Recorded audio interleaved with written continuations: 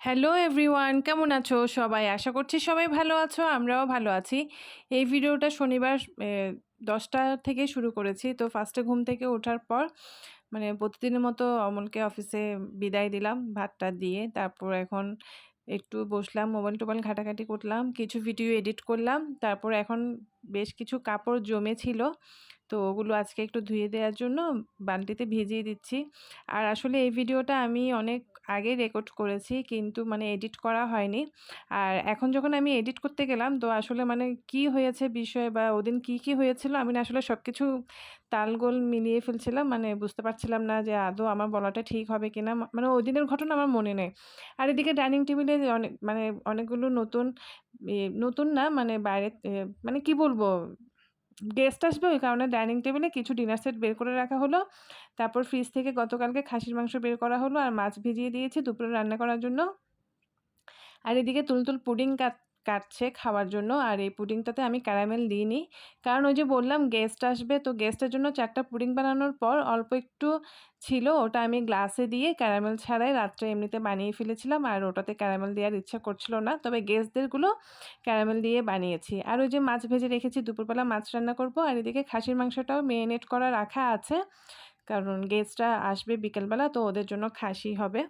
তো এখন দুপুরে অত বেশি রান্নাবান্নার ঝামেলা করছি না, কারণ গেস্টদের জন্য তো অনেক মানে মোটামুটি একটু খাবার দাবারের আয়োজন করতে হবে।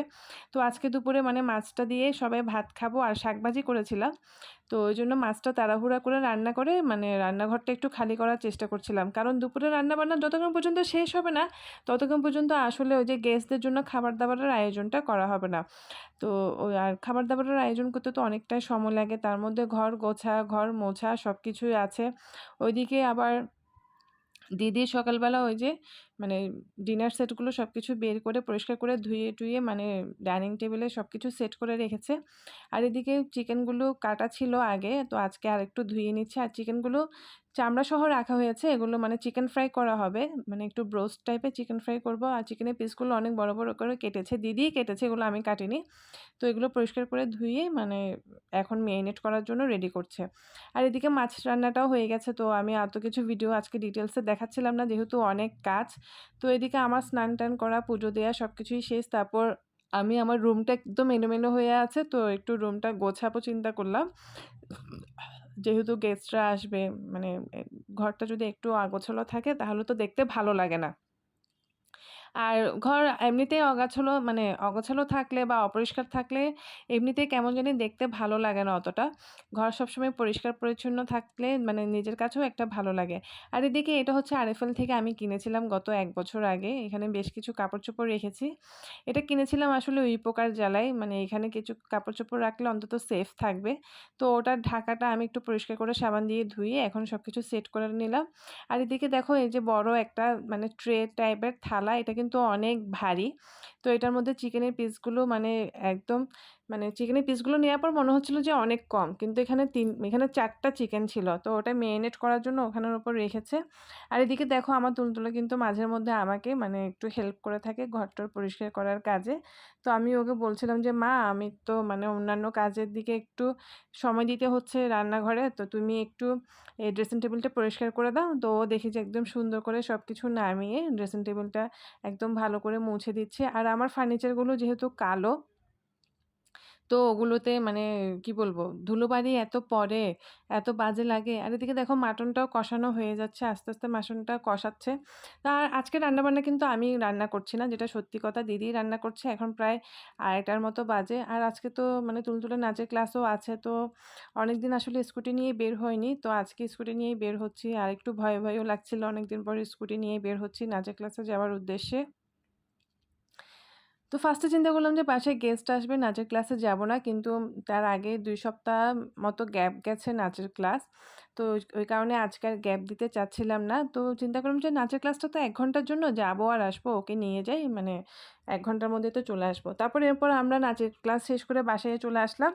আর এদিকে হচ্ছে যে ফুচকা বানাবো, তো ফুচকার জন্য টক রেডি করছিলাম। আর এদিকে ব্রোস্ট চিকেনগুলো মাখিয়ে ওগুলো কর্নফ্লাওয়ারটা দিয়ে সব কিছু রেডি করে রেখেছি।